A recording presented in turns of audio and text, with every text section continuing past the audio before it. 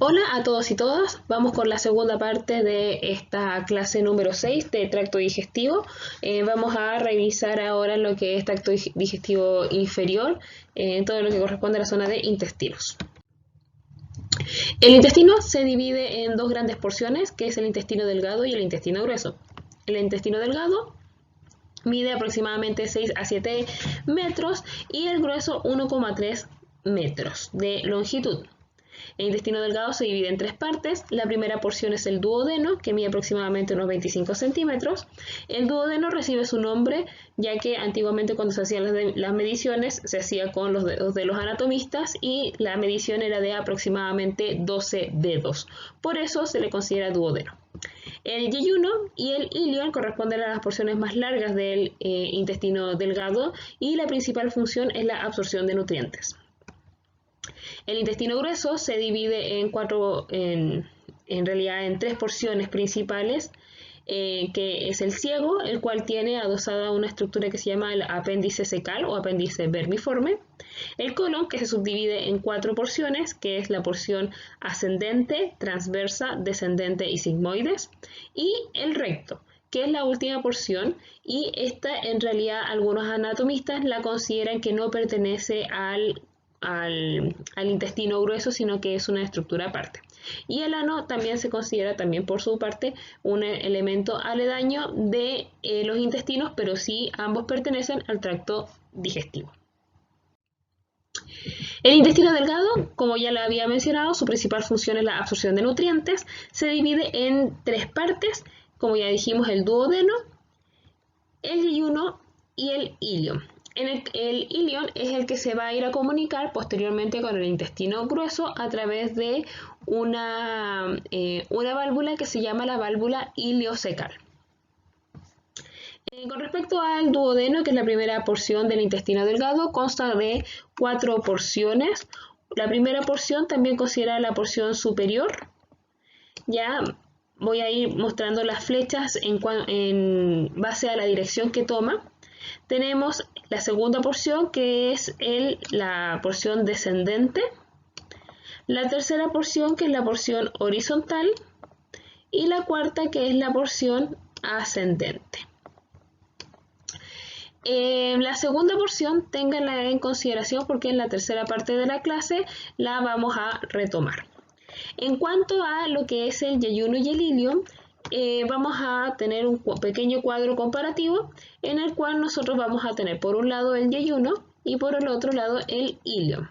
Ojo, es ileón con E, porque ilion es el hueso ilíaco. ¿Ya? Este es ileón, que corresponde al intestino. En el caso del yeyuno, tiene una alta cantidad de vasos sanguíneos, ¿ya? Por lo tanto, es de una coloración mucho más oscura, ¿ya? Es bastante colorado, por así decirlo. Ya en cambio el ilion tiene una menor cantidad o un menor riego sanguíneo, por lo tanto tiene una coloración más rosada.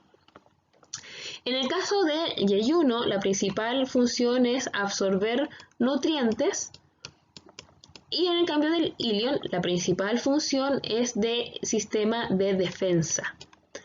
Ya tiene unas estructuras que se llaman las placas de Peyer. Voy a ponerlo aquí.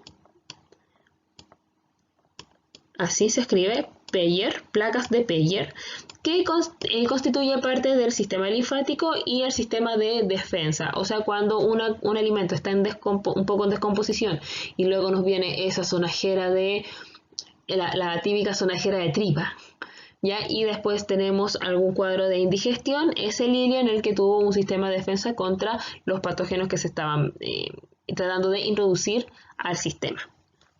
¿Ya? Otra cosa que va a tener es que la mucosa del yeyuno va a ser mucho mayor que la del ilion. El ilion va a ser bastante más plano. En cuanto a la histología del intestino delgado, vamos a tener las cuatro capas: mucosa, que va a presentar microvellosidades para la absorción de nutrientes. En el caso del yeyuno y en el caso del ilion, las rugosidades van a estar un poquito más alejadas, pero sí igual van a estar presentes. Tenemos la submucosa, que va a contener principalmente tejido conectivo, fibroso y vasos sanguíneos, además de vasos linfáticos. Tenemos la mucosa, que va a presentar las dos capas, la más profunda, que es la circular, y la superficial, que es la longitudinal. Y tenemos la serosa, que en este caso, como estamos dentro del abdomen, estamos hablando de capas serosas, que va a estar en este caso unido al mesotelio, que corresponde a un tejido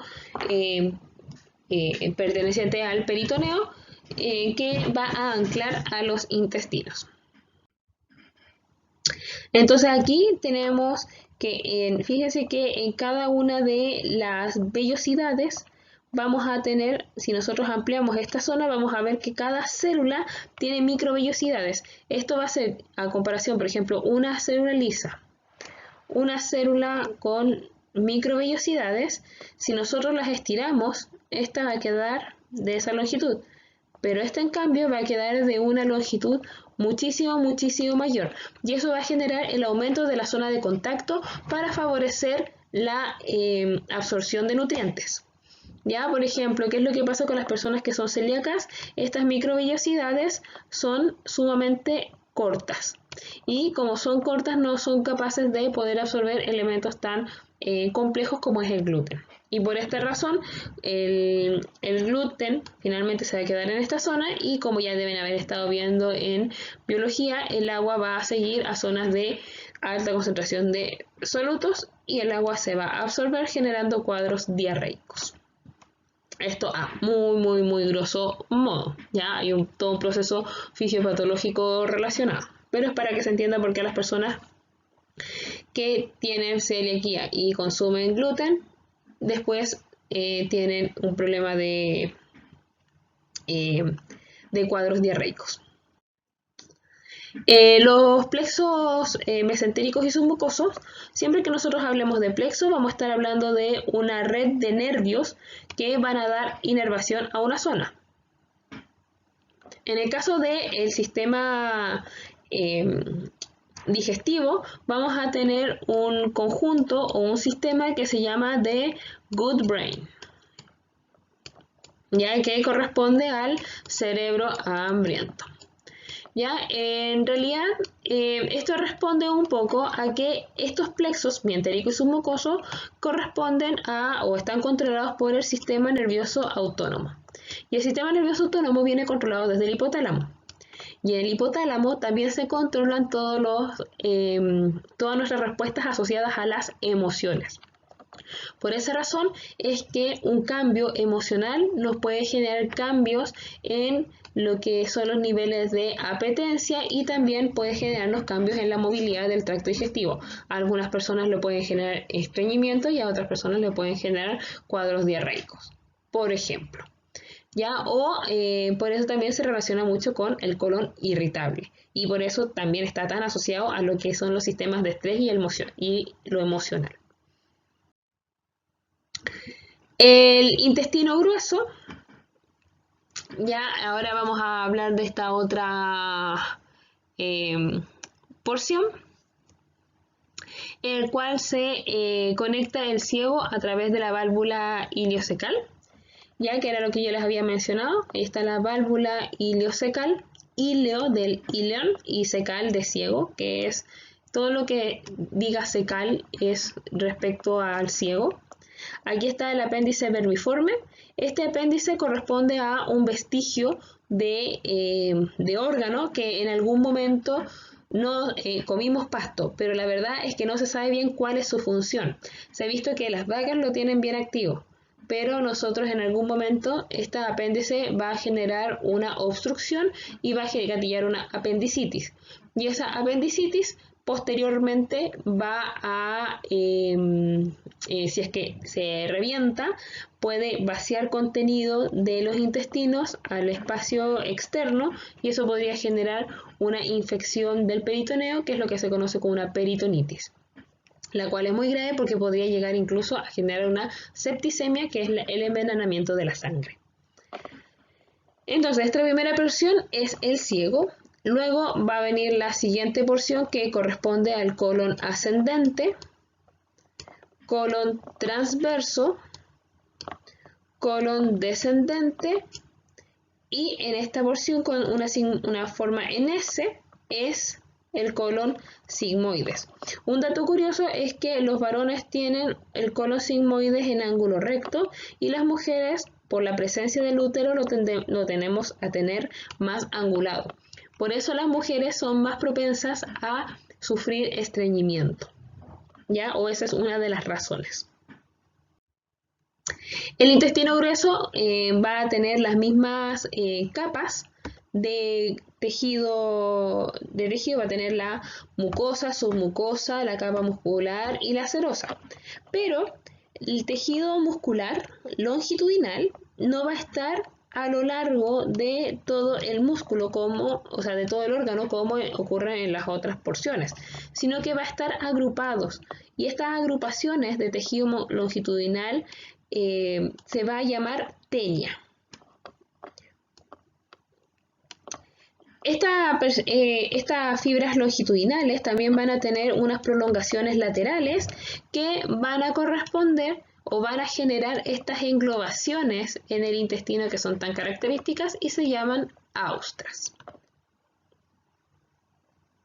¿Ya? Y tenemos tres tenias, una tenia libre, una tenia omental y una tenia mesocólica. ¿Qué es lo que las caracteriza? Si ustedes se fijan, aquí hay un pequeño tejido amarillo, eso es parte de el peritoneo, que es este tejido del que ya les he estado un poco hablando.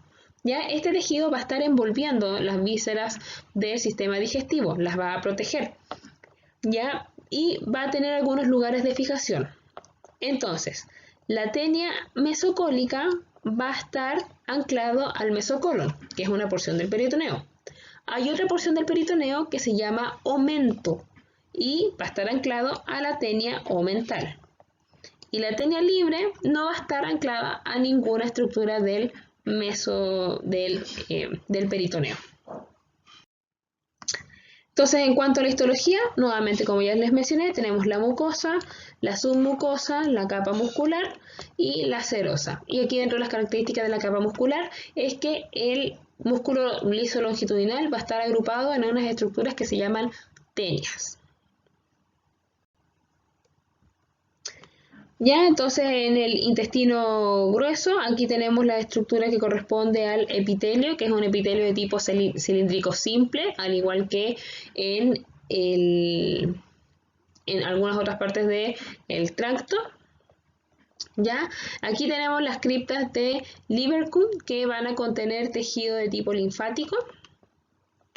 La lámina propia, que corresponde, que es la lámina basal, y el músculo de la mucosa. Aquí vamos a tener aquí en blanquito la submucosa, aquí capa muscular circular, capa muscular longitudinal, ¿ya? Y la que no se ve aquí es la serosa. Entonces, el apéndice vermiforme o apéndice cecal es un órgano accesorio del sistema gastrointestinal, mide aproximadamente de 8 a 10 centímetros. Como ya se les había mencionado, no se sabe cuál es la función real que tiene. Realmente hay algunas postulaciones, ya de algún vestigio de que en algún momento comimos pasto, ya que está activo en las vacas, como ya también se los mencioné. Y ojo que en esta imagen no es que tengamos todas esas apéndices o que todo eso sea el apéndice, nosotros tenemos una sola, ¿ya? Y este dibujo ilustra la postura que puede tener. Por ejemplo, podemos tener un apéndice que sea preilial o postilial. ¿Ya? ¿Cuál es la importancia de esto? En realidad tiene una importancia clínica porque si se te inflama la apéndice y tienes un cuadro de apendicitis, se necesita hacer una cirugía. Y si tienes, por ejemplo, una retrocecal o una postiliar, finalmente hay que hacer un corte mayor porque hay que introducirse debajo de todas las estructuras para poder llegar al apéndice. El recto es el último tramo del tubo digestivo, tiene una longitud aproximadamente de 15 centímetros. En el caso de los varones va a estar en relación con la vejiga urinaria y la próstata, y en el caso de las mujeres va a estar en relación con la vagina y el útero. El recto recibe materiales de desechos que quedan después de todo el proceso de la digestión y aquí las heces fecales salen del cuerpo a través del ano. El ano es el extremo terminal del sistema digestivo, corresponde a un esfínter, o sea, un músculo de tipo circular voluntario, ¿ya? Y cuando se genera la apertura de este salen los desechos metabólicos, ya de la digestión del cuerpo. Hay un dato bastante interesante, es que cuando uno está de pie hay un músculo, que es el que se encuentra aquí, que corresponde al músculo, que es el músculo elevador del ano, el cual se encuentra tenso, haciendo que la disposición del recto y del ano genere unas angulaciones. Cuando uno se pone en cuclillas, ¿ya? Y que es muy típico de los bebés cuando quieren defecar, que se ponen en esta posición. Lo que ocurre con este músculo es que se retrae, haciendo que el recto quede en una posición recta, como la vemos en esta imagen. Ya, en cambio, cuando uno está de pie, está de esta posición. Por esta razón es que los niños muchas veces, cuando se les enseña a ir al baño y se los sienta directamente en la taza, quedan con una posición que es demasiado recta y hace que este músculo quede semitenso. ¿Ya? Y por eso recomiendan muchas veces que en las tazas de los baños se pongan unas cajitas a los lados, cosa de que uno pueda subir las rodillas y quede en esta posición, que es mucho más cómoda para poder eliminar nuestros desechos. Bueno, espero que esto les haya quedado súper claro. Cualquier duda, recuerden que me pueden escribir al correo o al foro. Que estén súper bien, si pueden no salgan de casa. Chao, chao.